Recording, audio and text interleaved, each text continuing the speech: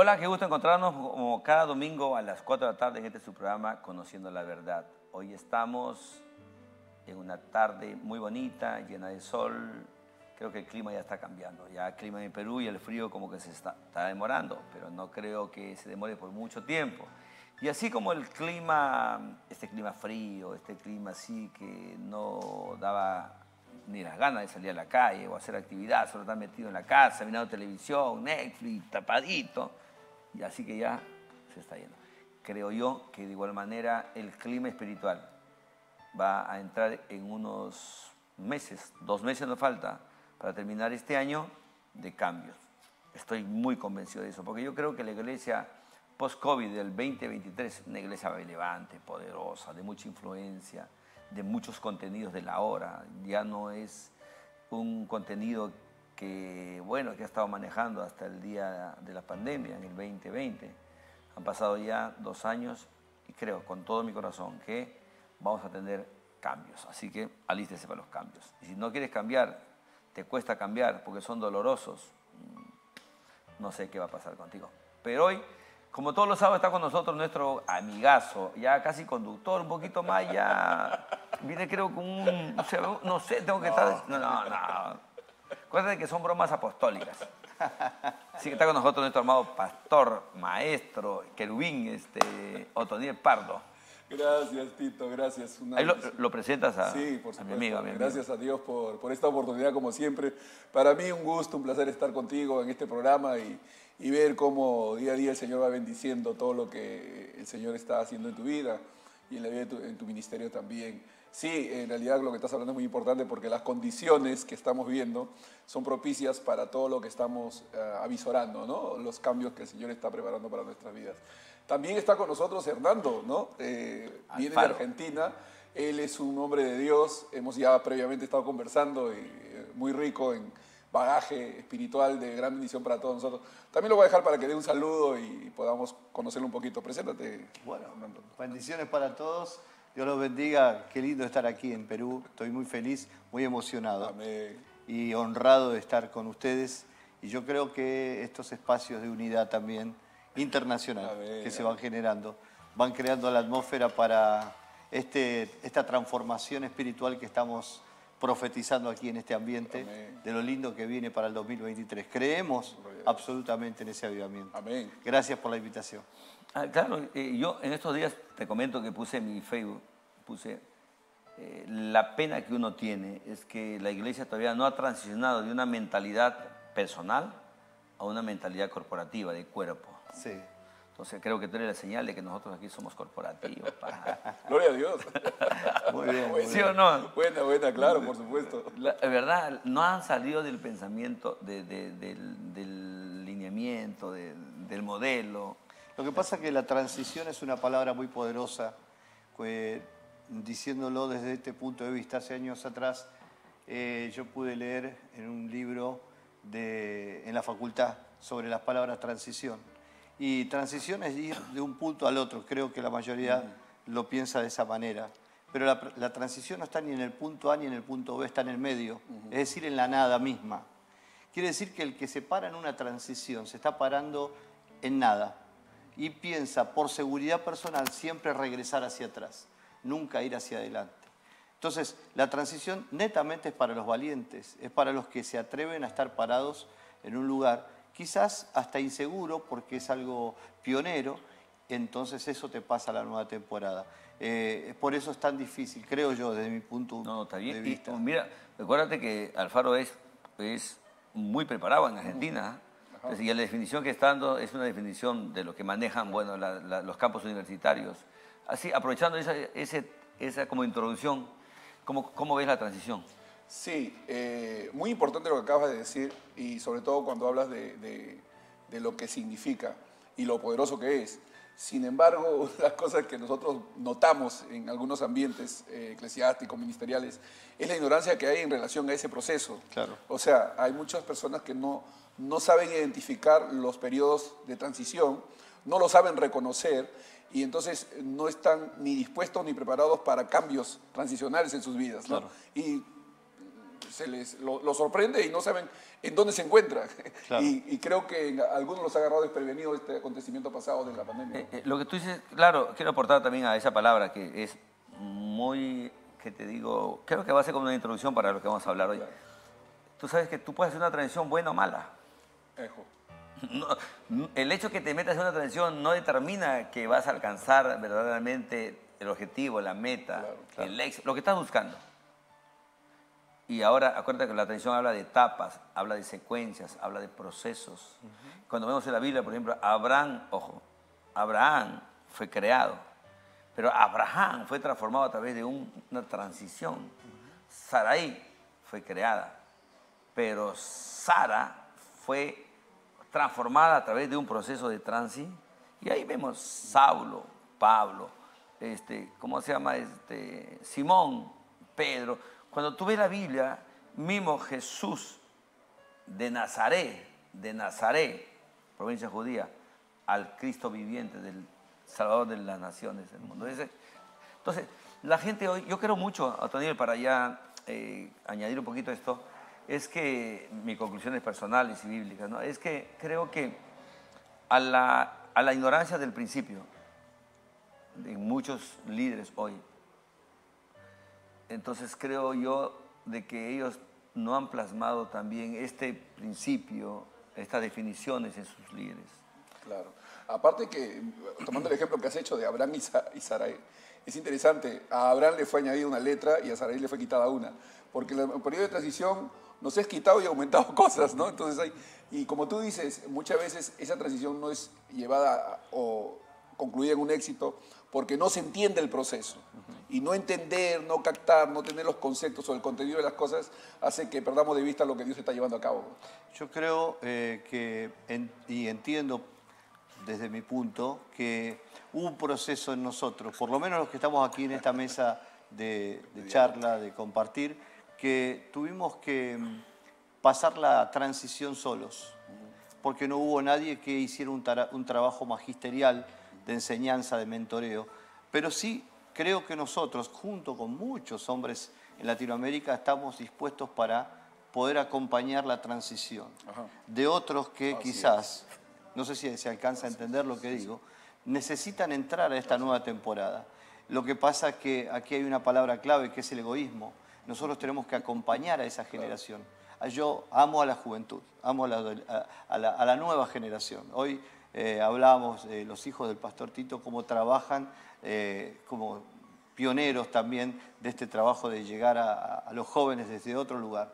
Mi hijo también está en Israel y él ha hecho un trabajo de pionero en las redes sociales, como misionero también con su esposa en Israel.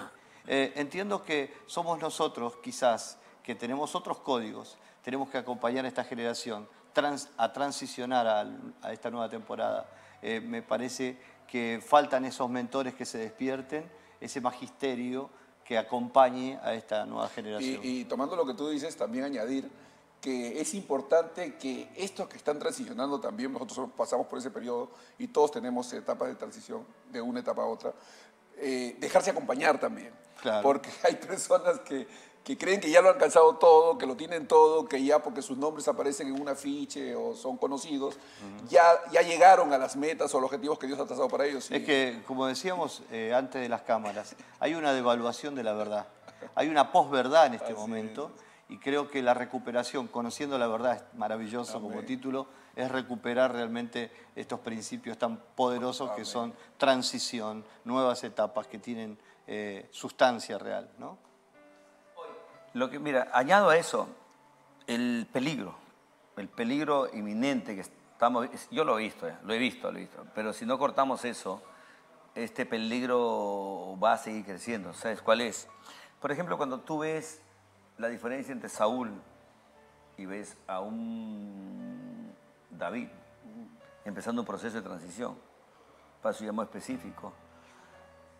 En la primera que David consigue un éxito en su proceso, mató al gigante, la gente comienza, David mató a 10.000, Saúl a 1.000. Saúl se comenzó a encelar y comenzó a buscar que matarlo. ¿Listo? Ahora, ¿qué tiene que ver esto con la transición? Sencillo. Saúl nunca transicionó a nada. Él de frente fue Claro. Entonces, cuando tú no transicionas, vas a matar por cuidar tu ministerio.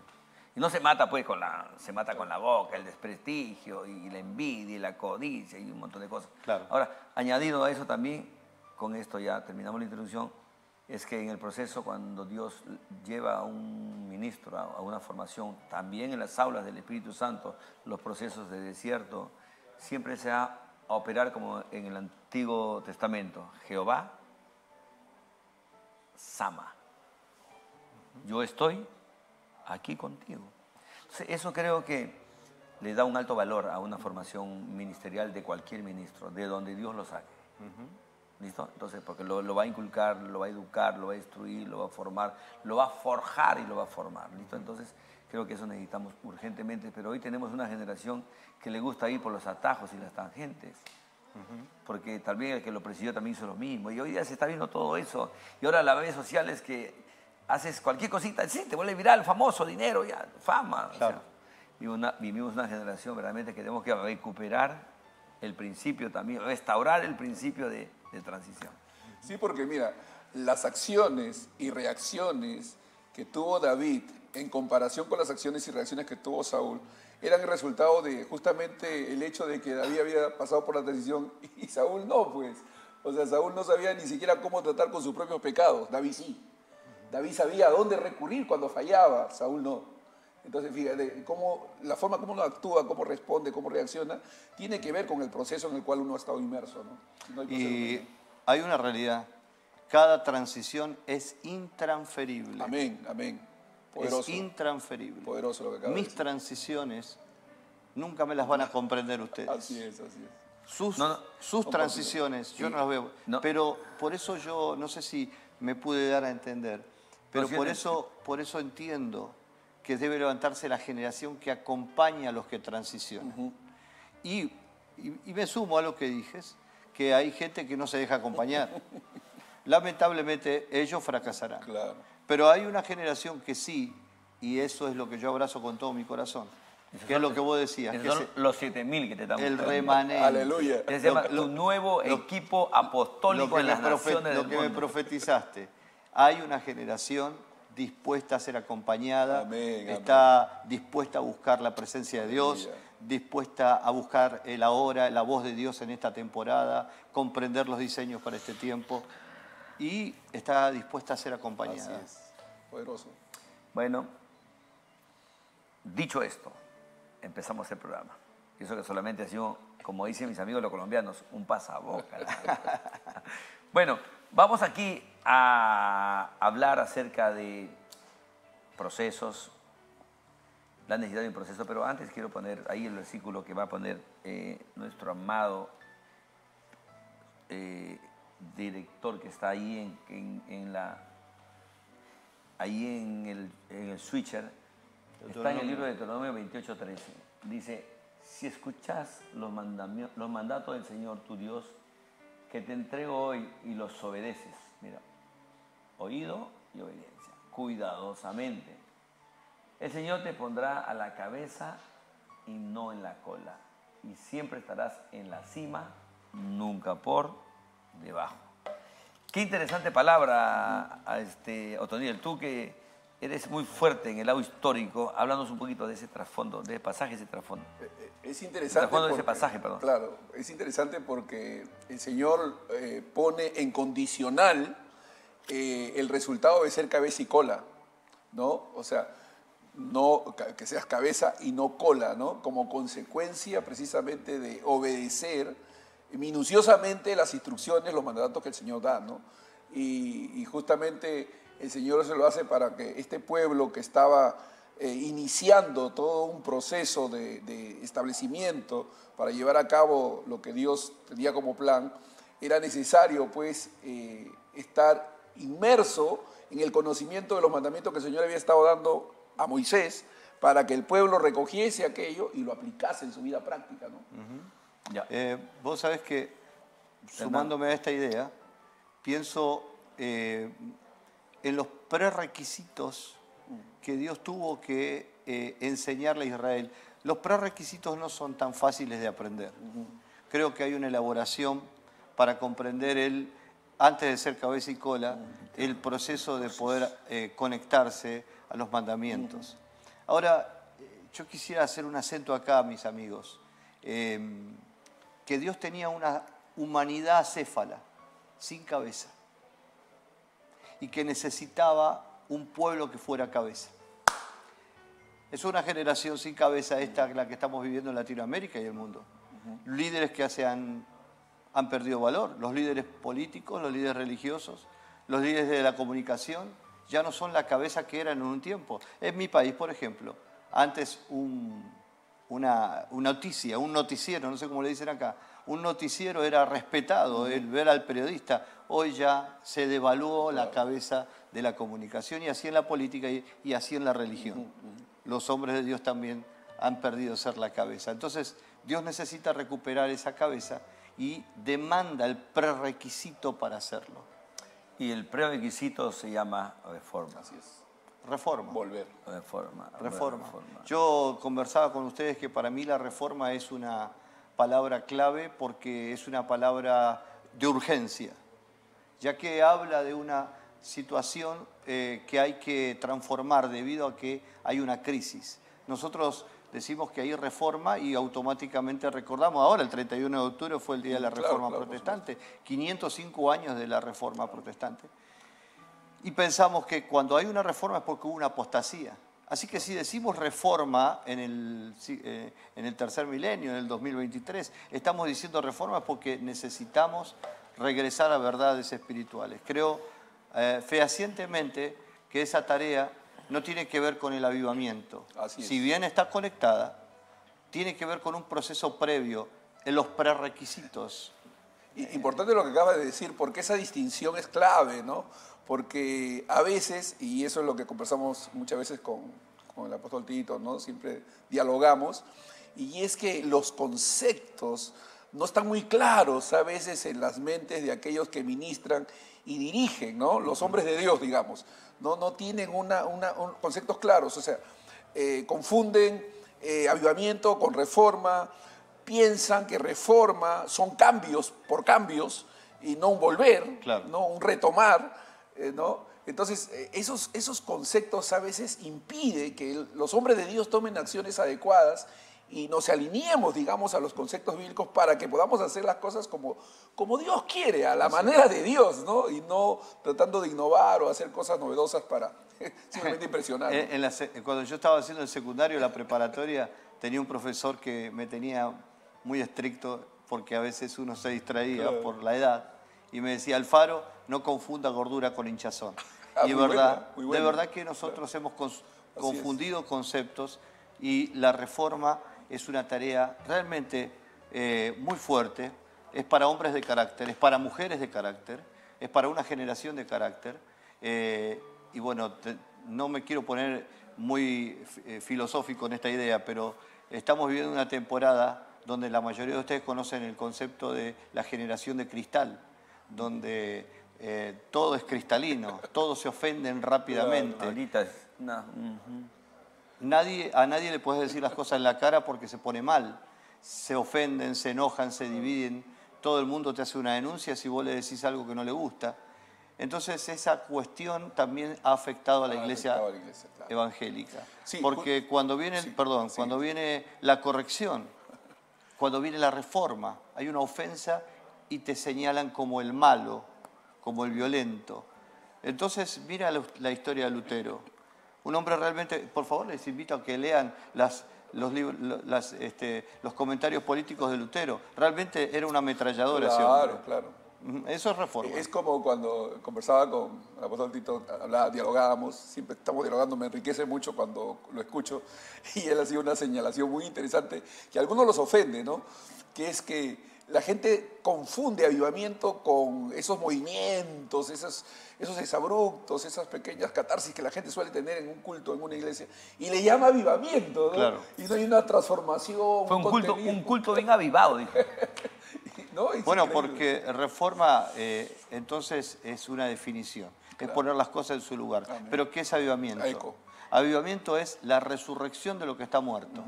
Por eso el profeta dice: aviva tu obra en medio de los tiempos, resucítala. Un predicador le habla a la gente. pero un profeta le habla a los muertos. Ezequiel 37. Le habla a una situación. Y ojo que el lenguaje de un informador está en el lenguaje de Ezequiel 37. Es un lenguaje que habla a lo imposible. No, acuérdate que le dice, habla a los huesos. Hay que estar un poco tocado para ir a unos huesos y escúchale y le mira lo que dice detalle. Huesos, escuchen palabra de Jehová. Santo Dios. Pero cuando eres dirigido por Dios y tú das estas declaraciones, definitivamente va a suceder algo. Acuérdate que viene un estruendo, una bulla. Hoy día se escucha un montón de bulla en los templos, pero que no necesita nada, no transforma, no quita. Transformación tiene que ver con arreglar lo que perdió la forma. La palabra también significa elevar algo o levantar algo que está caído, enderezar, poner, equipar. Tiene bastantes definiciones y por ende tiene bastante... Me gustaría agregar algo con respecto para no pasar rápidamente a avivamiento y quedarme en la reforma, que es, para mí hoy es una palabra clave y contundente para enfrentar toda esta desviación que hemos tenido en algunos aspectos. No voy a acusar a todos, en algunos aspectos. Así es. Hay dos palabras, que una es metanoia, creo que la conocen perfectamente, que es cambio de mente. Y la otra palabra es una palabra hebrea que es teshuvá. La palabra metanoia la podemos ver cuando el hijo pródigo, ya estando lejos del padre, comiendo las algarrobas de los cerdos, volviendo en sí. Esto es un cambio de mente. Es decir, estoy haciendo las cosas mal. En la casa de mi padre las cosas son distintas. Es un cambio interno, es una metanoia. Pero ¿qué es teshuvá? Regresar. La palabra hebrea, teshuvá, es regresar. Por eso, arrepentimiento no es solamente reconocer, es regresar. Por eso la reforma no contiene solamente una discusión filosófica como la que tenemos acá. Tiene que ver con el trabajo que hacemos para que las cosas cambien. Es regresar. Y regresás es directamente proporcional a la medida que te alejaste. Entonces, ¿cuánto nos hemos alejado de las cosas que deberían ser? Entonces es la misma distancia que tenemos que recorrer para volver. Wow. Decía yo que la palabra reforma significa cambio radical desde la raíz. Es muy interesante, es que es tan rico esa palabra y está conectado también a la palabra transformación. Transformación. O sea, hay unos principios que creo que deben ser recuperados, como tú dices. Sí, conté, creo, aquí, no sé dónde, que un día yo estuve en el Country Club cuando vino Motesi. Ya, claro. Aquí creo que hablé, ¿no? Lo contaste. Lo repito, porque es muy bueno lo que tipo, me gustó. Yo no estuve, así que quiero escuchar. Me gustó. Motesi estuvo aquí en el Country Club en un almuerzo y dentro de su mensaje, lo primero que dijo fue, perdónenme, hermanos, pero yo creo, desde mi punto de vista, que debemos estudiar la Biblia nuevamente. Porque lo que estoy viendo, lo que está pasando, Claro. la forma como Dios se está moviendo, él no la estudió por ese lado. Claro. Oral Roberts, ¿conocen a Oral Roberts? Claro. Oral Roberts, sí. Ya, Oral Roberts, yo aprendí algo de él. Un tipo también, a mí me gusta aprender. Él dijo algo muy interesante. En la universidad que él maneja, él dijo algo. Yo cuando tuve un encuentro con Dios, dijo, lo primero que el Señor me volvió nuevamente a leer la Biblia de tapa a tapa de una manera diferente. Y dejé todos los mensajes de otros para comenzar a aperturarme a mis propios mensajes. Así es. Porque yo estaba haciendo lo que otros hacen. Claro. Yo estaba copiándome la visión de este, hacía la estructura de este, metía el contenido de este, hacía todo lo que ellos hacían y no me sentía frustrado. Hasta que oré al Señor y el Señor definitivamente me llevó a que yo pudiera volver a leer la Escritura de una manera personalizada para con mi propósito, mi asignación, mi llamado. Y cuando hice esto, el Señor me entregó y los trabajos que tengo, la universidad que puse, me comenzó a entregar y ahí aprendí lo que es la originalidad. Claro. Ser auténtico, original. Y yo estaba haciendo copias de muchos. Claro. Es convertirse en una voz y dejar de ser eco, pues. No, ahí está. O sea, la mayoría, él estaba haciendo eco, como muchos, pero no era una voz propia. Claro. Vos sabés que uno de los profetas que yo siempre estudié y más admiro es Amós. Él dijo, vengo de atrás, allá de los animales, ahí me formé en Tecoa, lo que dice... ¿Que va a alcanzar el segador? Lo que dicen los que saben, porque yo leo de los que saben. Dicen que tuvo muchos años formándose para estar simplemente algunas semanas profetizando. Creo absolutamente que convertirse en una palabra lleva mucho tiempo. Claro. Espero que alguien entienda lo que estoy diciendo. Predicadores hay muchos, pero hombres que se hayan convertido en una palabra es un proceso. Por eso cuando uno invita a alguien a predicar, no invita a un hombre, invita a una palabra, invita a un proceso. En hebreo es la palabra davar, es una palabra creada, materializada, encarnada. Y de hecho a Jesús, cuando se lo tiene que identificar, se lo identifica como un verbo que se encarnó.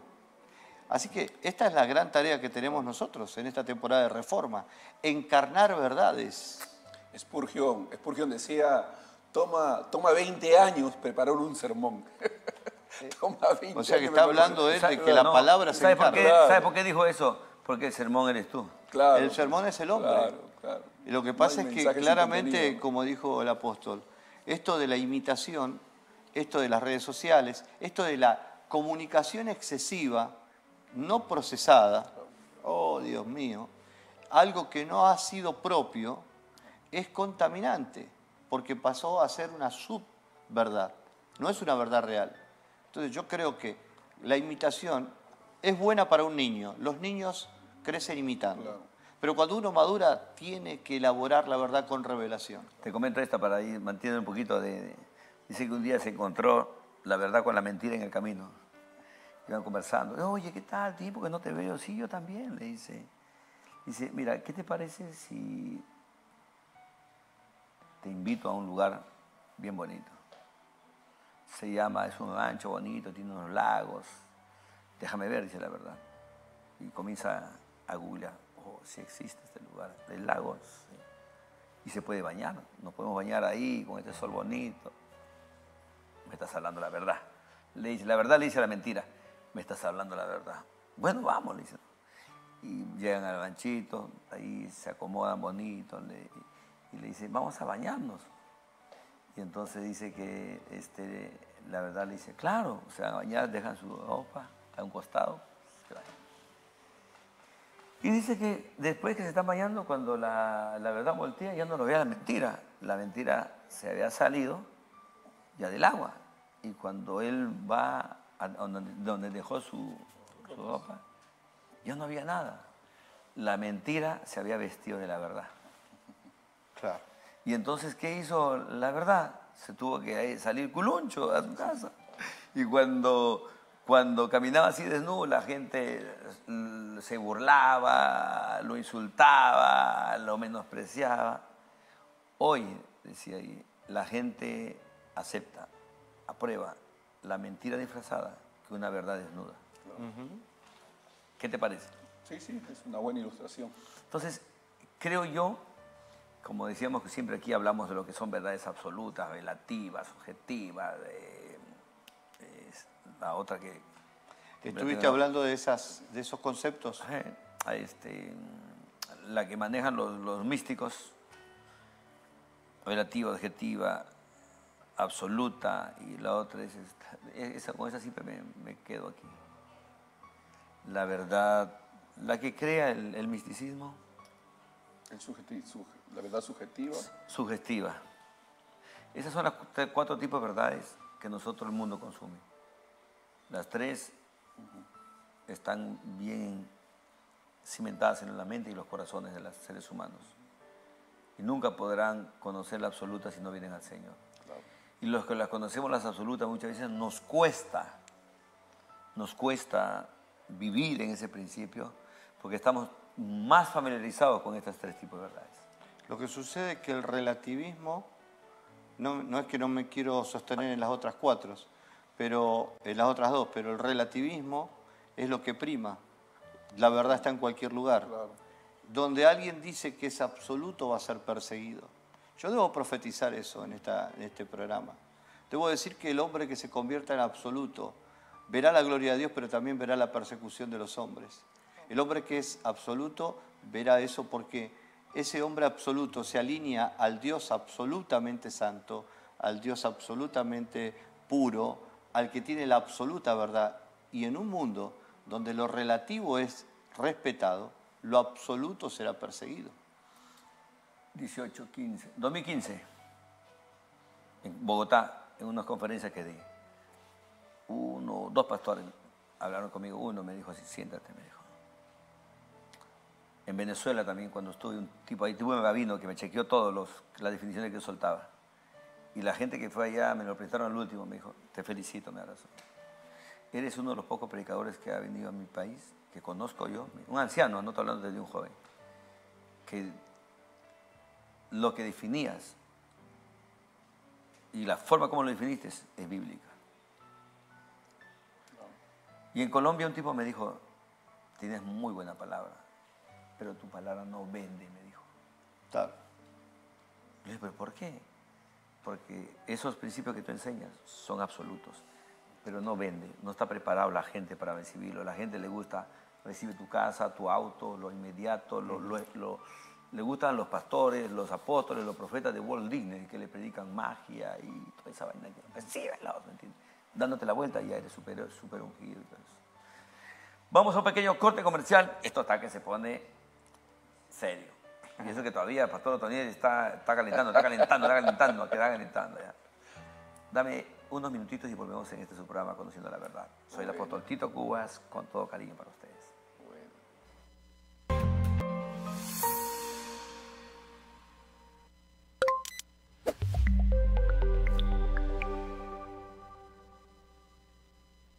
La comodidad y el buen gusto en un solo lugar. Muebles Maldonado. Calidad y diseños exclusivos en salas, comedores y dormitorios. Todas en finísimas piezas de caoba y cedro. Te esperamos en nuestro único lugar de ventas y exhibición. En el Parque Industrial de Villa El Salvador. Teléfonos 287-1210 y 260-5033. El mueble anhelado. Solo en Muebles Maldonado.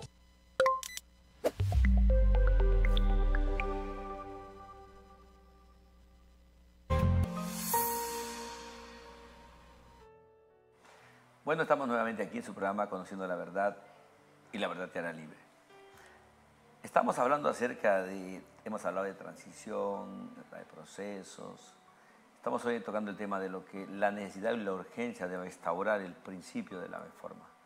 La palabra reforma tiene que ver con volver, forma, manera, modo, modelo, apariencia.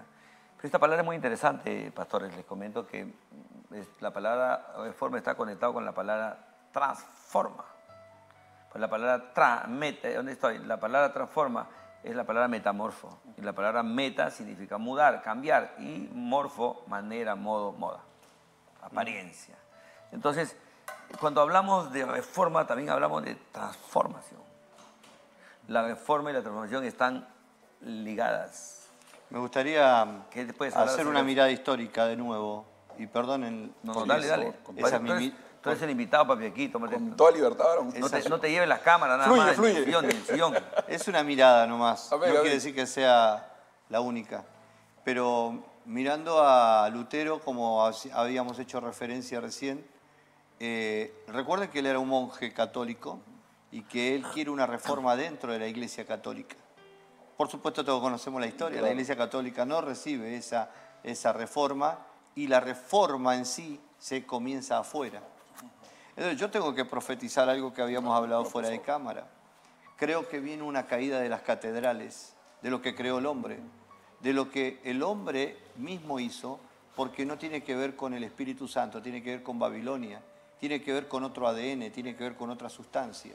El reformador viene precisamente enamorado de eso, porque ahí se formó, ahí creció, ahí se hizo cristiano, pero cuando Dios le viene y lo pone en el nivel de la revelación, en el nivel de quererlo usar para una nueva temporada, ese hombre se enfrenta que lo viejo no lo va a abrazar, lo viejo lo va a rechazar. Ahí está la valentía de los reformadores. animarse a pararse a lo nuevo. Yo te decía que para mí la reforma tiene que ver claramente con una valentía absoluta. Por eso quería hacer ese detalle. Muy buena, Heriberto. No sé si te ha pasado allá en tu país, pero acá en Perú, por ejemplo, yo he tenido esta experiencia de que cuando uno aborda el tema de la reforma, de la necesidad de la reforma, a veces hemos encontrado, me ha pasado, algunos ministros que rechazan esta proposición, esta propuesta, porque ellos asumen que reforma es algo así como antiguo, como los reformadores usaban un término muy importante que no hay que olvidar. Ellos decían, la iglesia reformada, siempre reformándose para establecer un principio clave, de nunca alejándose de los fundamentos, de aquello que Dios ha establecido, porque eso es lo que realmente le trae sustancia a la vida, ¿no? Entonces, yo me he encontrado con personas que tienen reparos cuando uno habla de reforma. Ellos prefieren avivamiento, prefieren una visión profética hacia el futuro y todo eso, pero no toman en cuenta los llamamientos de exhortación que hace la Biblia, Dios a través de su Espíritu, diciendo que debemos preguntar por el camino, debemos mirar las sendas antiguas, o sea, para no salirnos de ahí, ¿no? Entonces, hay mucha gente que tiene así como un rechazo, como un... inclusive me encontré con personas que dicen, no, el apóstol Pablo, Pedro no tenían las revelaciones que ahora tenemos, no tenían el conocimiento que ahora tenemos. Yo le digo, pero si lo que ellos trajeron al mundo y los reformadores retomaron, tenía la sustancia y la potencia que produjo los cambios que hemos visto a lo largo de la historia. Nosotros no estamos produciendo nada en este tiempo. Amigos míos, yo creo que la reforma debe entenderse como lo que recién apuntaste, una continua reforma. Exacto. Fíjense que cuando empezó esta reforma, hace 505 años... Hasta ahora la celebra, es que están conectados a ese... Claro. Comenzó solamente con el hecho de salir de la toxicidad de la religiosidad. Pero recién, casi en los años 70, se reconocen a los profetas. Amén. Y en los años 90, a los apóstoles. O sea, la reforma y el conocimiento de verdades, la recuperación, fue lenta. Amén, amén. Eso no quiere decir que todavía hemos sido totalmente reformados. Así es. Tenemos que continuar en esta tarea que implica una tarea valiente, una tarea de trabajo, pero también de renuncia. Hay que renunciar a ciertas cosas que nos han acomodado en la religiosidad. Por eso a esa palabra se conecta la palabra restauración. Así es. Reforma, después que ella empieza a acontecer en el medio de hombres y mujeres que se atreven, Dios trae la restauración. Ahora, permíteme añadir que también la palabra reforma también significa enmendrar o cambiar la forma. Entonces, ¿qué significa cuando hablamos de reforma? Hablamos de cambios. Hablamos de cambios y de la forma como se está haciendo y los excesos que se están teniendo, que no son definitivamente bíblicos, ¿no? Inclusive hay que entender que la verdadera reforma, porque hay falsas, hay imitaciones, ¿no? Hay cosas que no son lo real, pero la verdadera reforma empieza en la iglesia, los hombres de Dios, el líder cambia, vuelve a los fundamentos, pero trasciende y se expande al mundo. O sea, el poder económico, social, político es permeado, impactado y recuperado cuando hay verdadera reforma, ¿no? A mí me gusta pensar, Toniel, de que cuando yo comencé con todo este discurso que estoy llevando hoy acá en Perú, Amén. Y donde lo comparto, comenzó en mis rodillas. Gloria a Dios. Comenzó en mis lágrimas. Comenzó con un quebranto interno. Amén. Comenzó con una introspección. Gloria a Dios. Con una tarea interna, con un proceso de teshuvá, de arrepentimiento, de regreso, a veces de preguntas sin respuestas. Por eso creo que la reforma pasa por ahí primero, Amén. pasa por, si ustedes leen la historia de los reformadores, a los amigos que nos ven y ven este precioso programa, van a poder reconocer que los reformadores son personas que primero tuvieron una crisis existencial. Aleluya. Y es más, ¿no? En la misma Biblia dice, si se humillare mi pueblo, ¿no? O sea, empieza por su pueblo. Es algo pues, ¿no? interno. Es nosotros. Es algo que Joel dice, llamen, convoquen asamblea. Convocamos para campañas, convocamos para eventos, convocamos, pero cuando convocamos debemos hacerlo bajo la unción de traer a esa generación. Estamos hablándole a una generación, apóstol Tito, a través de tu programa. Claro. Es llamar a esa generación a reconocer que necesita un cambio de chip. Por ejemplo, la misma palabra avivamiento tiene que tener una reforma. Claro. Porque hablamos de avivamiento hoy y hablamos de el acumular miles de personas en lugares grandes, pero todos son evangélicos. Las campañas que se hacen, ¿has visto, no? Claro. Todos son evangélicos. Claro. O sea, tú no le puedes predicar. Un día fui a una campaña, te comento. Ahorita ahí. Yo miré, todos eran cristianos, los conocía todos. Ahí cuando recién empezaba por mi zona. Bueno. Le digo, pero ¿qué les voy a predicar? Ahí vi un evangelista haciendo la del evangelista, cuando recién empezaba, decía, se dio su mensaje, pasen por salvación. Nadie pasó porque todos eran cristianos. Y sacó la muleta ya. Bueno, los que están pasando crisis en su matrimonio, pasaron allá.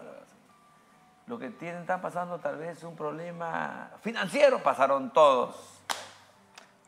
Claro. Y ahí cuando pasan todos vienen las fotos. Para llenar el altar. Entonces necesitamos aún cambios. Y la reforma es cambios radicales en nuestra manera de operar.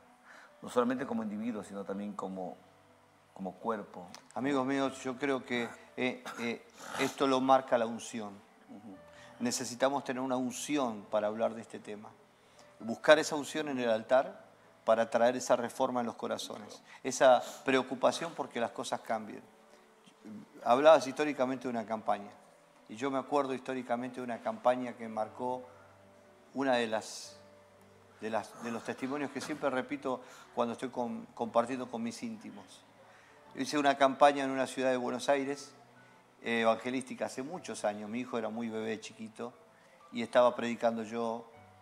Y la palabra que el Eterno me dio es santidad Jehová. Yo solté eso y digo, pero santidad Jehová, una campaña evangelística. Debería decir otra cosa yo, no hablar de la santidad. Y empecé a hablar de santidad. Realmente me sentí sorprendido porque el Espíritu Santo ponía un lenguaje muy confrontativo contra el pecado. Resulta que cuando yo hago el llamado, los primeros que pasaron fueron los pastores, fueron líderes, y había pecados de inmoralidad sexual muy fuertes que habían estado atravesando esa congregación. Lo que me llamó la atención enormemente y lo que el Espíritu Santo puso en mi corazón es que esta reforma trae una reevangelización de los evangélicos. Eso es lo que hice en la campaña. Les dije, todos son convertidos. Les dije, o sea, ya tú me conoces que yo soy medio una verdad desnuda. La verdad desnuda. Siempre le digo, ustedes son casi la mayoría, ¿qué les voy a hablar de evangelismo aquí? Más bien, creo que hoy les voy a dar un mensaje para que ustedes se conviertan verdaderamente así. Amén.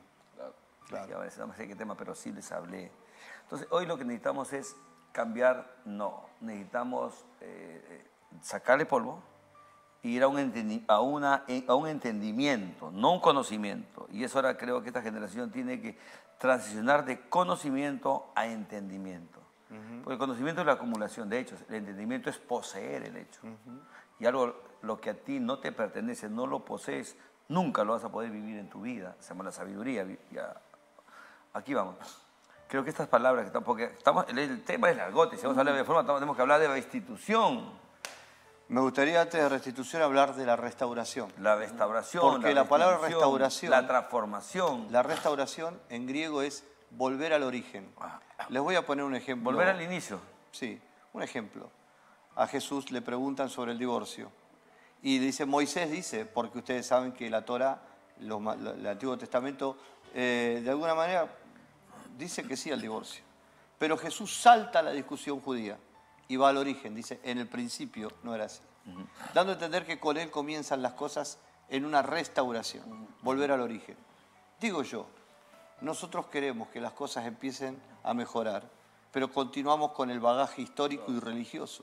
cuando tenemos que trabajar fuertemente por una restauración. La reforma abre la puerta para volver al origen. Así es. Cambia, renueva tu idioma, renueva tu vida de oración. Yo conozco pastores que no oran. Una vez leí, la vida de un pastor está a la altura de su vida de oración. Hombres que no oran, hombres que no ayunan, hombres que no tienen intimidad con el Espíritu Santo. Solamente queda un conocimiento hueco y vacío, sin poder. Por eso estoy diciendo que en esto tenía que haber una unción que haya nacido de la intimidad. La reforma trae una restauración, un volver al origen, volver a sentir el sabor de la intimidad, del amor de Dios, de la llenura de su Espíritu Santo, del gozo de su presencia, que creo que hay amigos que nos están viendo a través de este precioso programa, deberían escuchar que Dios los está llamando a que regresen a esa intimidad profunda con el Espíritu Santo.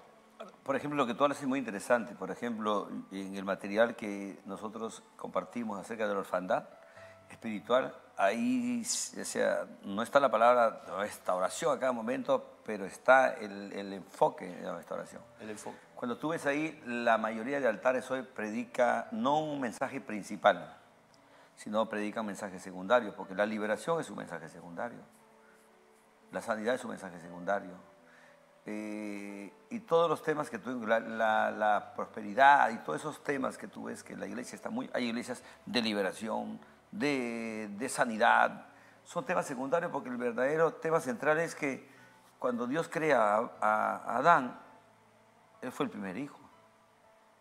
Él abandona al padre. El padre nunca lo abandonó. Nunca. Acuérdate que en la orfandad humana los padres abandonan a los hijos. En la psicológica también. Porque están presentes, pero lo ves ausente. Hay posibilidades y funciones. Pero, ojo, en la orfandad espiritual, Adán rompe con el padre y se independiza. Ahí nace el humanismo y todo lo que vemos hoy. Pónganle cuidado aquí. El mensaje central de la Biblia es que tenemos padre, no somos huérfanos. Es volver al origen. Porque si nosotros volvemos al origen, acuérdate que vas a conocer tu origen, tu identidad, tu potencial, tu propósito, tu destino final. Y por ende vas a poder ubicarte dentro de las etapas de tu vida en el lugar donde fuiste asignado en la eternidad para el tiempo. Porque, ojo, si no entiendes esto, todo lo que está gravitando, que se te fue entregado, no se te va a entregar, se te fue entregado ya, nunca se va a conectar. Por eso que ahí donde viene la vida frustrante, la amargura, el sentimiento, y ya la gente cae en una etapa de vivir en un principio de religiosidad. Me gusta lo que dice sobre buscar los resultados periféricos y no el central, porque el reino de Dios tiene sus señales, sanidades, milagros, y eso no lo negamos y lo abrazamos y lo predicamos.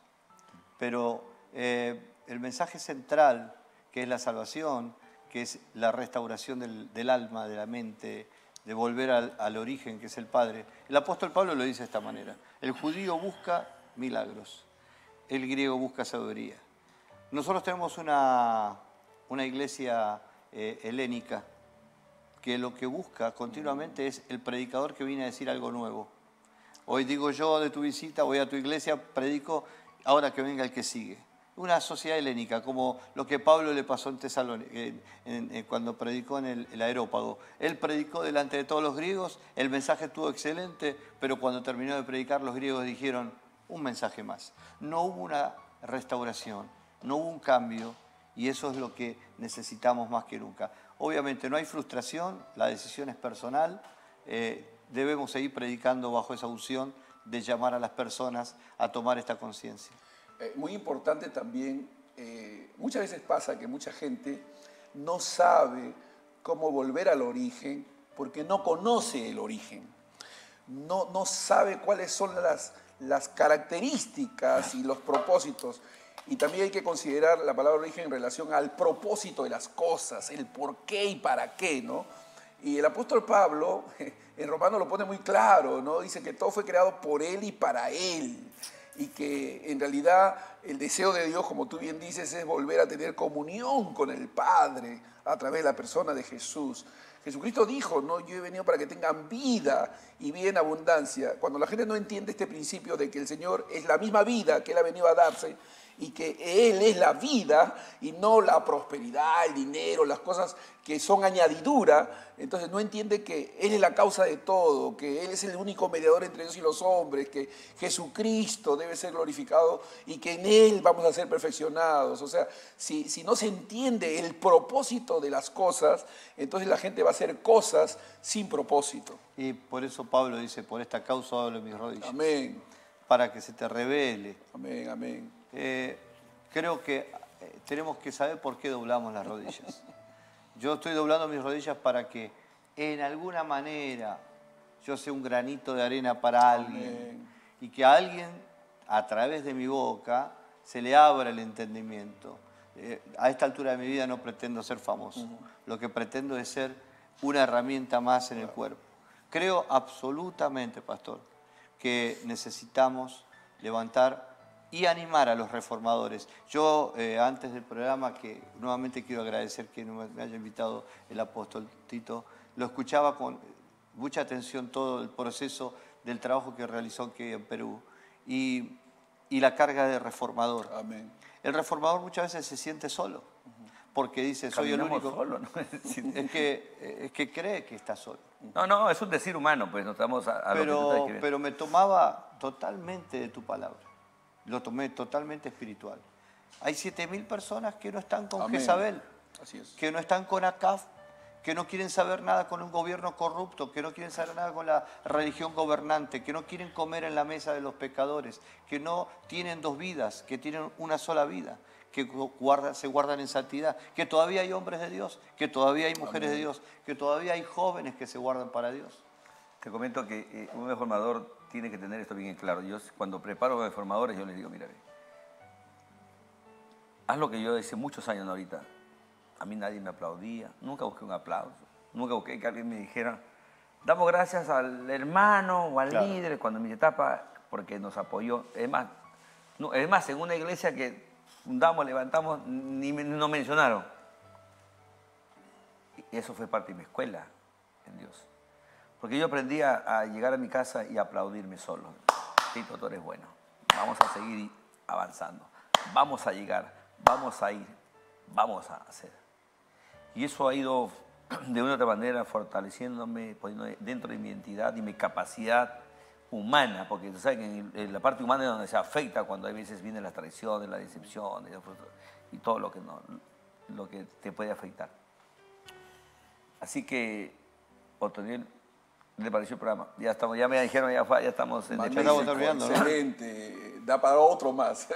Muy lindo. Muy bueno. Gracias por invitarme. Bueno, amigos, aquí estábamos con mi amigo Alfaro y nuestro amado pastor Otoniel Pardo, que está ahí ya perennemente en este programa. Usted sabe que hay que conversar con gente entendida. Gracias. Algunos, esta palabra ahí se ofenden. Hay muchos que dicen, mira lo que dijo porque no se puede hablar de esa manera, porque como dice usted, bastantes. Los tocas, ¡trin! Son de cristal. Una generación de cristal. No han pasado por la panadería, pues. Claro. El horno, el fuego. No han pasado por ser, ¿cómo se llama? Navajas de llavero. No han pasado por ser latas y donde, para te forma, para ser una espada de Jehová. Amén.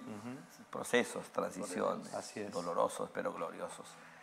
Bueno, amigos, nos despedimos hoy ya con el programa, siendo aquí ya muy tarde, ¿verdad? Hemos tenido un programa muy bonito, ¿verdad?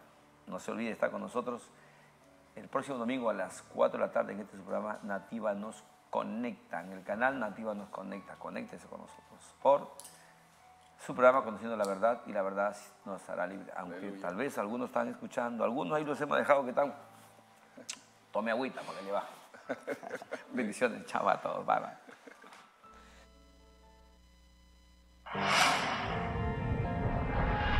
Congreso Internacional de Liderazgo en Lima, Perú. Expositores: Pastores Neptalís y Norma Contreras, Venezuela. Pastor Cristian Rodas, Guatemala. Pastores Marco y Estrella Montero, Chile. Pastores Javier y Patricia Ibáñez, Perú. Pastores Rogelio y Brenda Águila, Estados Unidos. Pastor Esteban Montalvo, México. En la alabanza, Pastor Douglas Flores desde Ciudad de Guatemala. Y Gracia y Verdad de Perú. Artistas invitados: Jean-Paul Strauss y Kerim Macanta. Congreso Internacional de Liderazgo en Lima, Perú. Lunes 7 y martes 8 de noviembre, 6 p.m. Iglesia Catedral de Fe. Colaboración por persona. Para más información e inscripciones con el pastor Javier Ibáñez.